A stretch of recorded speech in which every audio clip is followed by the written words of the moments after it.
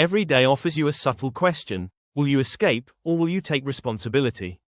The choice doesn't shout, it whispers, disguised in daily habits, silent reactions, inattentions.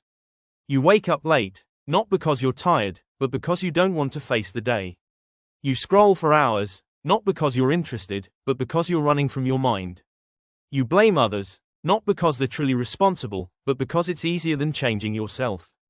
That's escape, and escape feels good, for a while. But it has a cost. The more you run, the more your life becomes a maze with no exit. You begin to wonder why you feel hollow, why your days feel meaningless. And the truth is, you've handed your agency to comfort. Again, and again, and again. Responsibility, on the other hand, is heavy. It doesn't offer relief, it offers weight. It looks you in the eyes and says, this is your life. What are you going to do with it? And that's terrifying, because if you admit that you're responsible, then your pain is no longer the world's fault. Your emptiness is not your parents' fault. Your procrastination is not society's fault. It's you, and that hurts. But it also empowers, because if it's you, then you can change. Then the path is real. Then the healing begins. Jordan Peterson says, pick up the heaviest thing you can and carry it. That sounds brutal in a world chasing ease, but it's the beginning of becoming. When you accept responsibility, you stop asking why life is unfair, and you start asking how to bring order to chaos. You begin to clean your room, not just physically, but mentally. You take the time to look at your wounds and say, I can't change what happened, but I can change who I become because of it. That's not victimhood, that's growth. Escape says, it's too hard. Why bother? Responsibility says, it's hard. Let's begin. One avoids the mirror, the other walks into it and says, this is me, flaws, fear, potential and all. One pretends to be free by running away. The other becomes free by staying put and changing what needs to change. When things go wrong, and they will, escape says, it's not my fault. Responsibility says, what can I learn from this?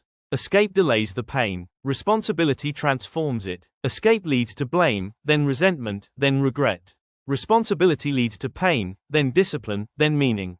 You don't need to fix everything at once. That's not the point. The point is to stop escaping. Stop lying to yourself about what you can't do. Start showing up, just once, then again, then every day. Start choosing structure over chaos, purpose over distraction, discipline over decay.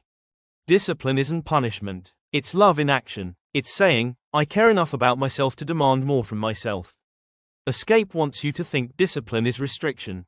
But escape is the real prison. A quiet, padded cell where nothing changes and time slips through your fingers.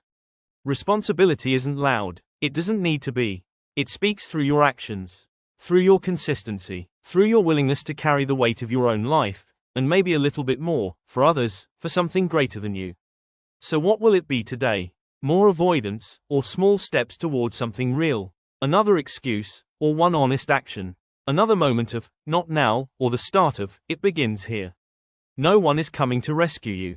And that's not a tragedy. That's an invitation to rise, to grow, to pick up the damn weight and move forward, slowly, deliberately, with dignity. The world doesn't need more escape artists. It needs more whole, responsible people, who felt pain, who faced chaos, who stayed when it was hard, and who've emerged not perfect, but real. So again, escape, or responsibility? Comfort, or courage? Blame, or change? The choice is yours. Every day, every moment, every breath. Which path will you take?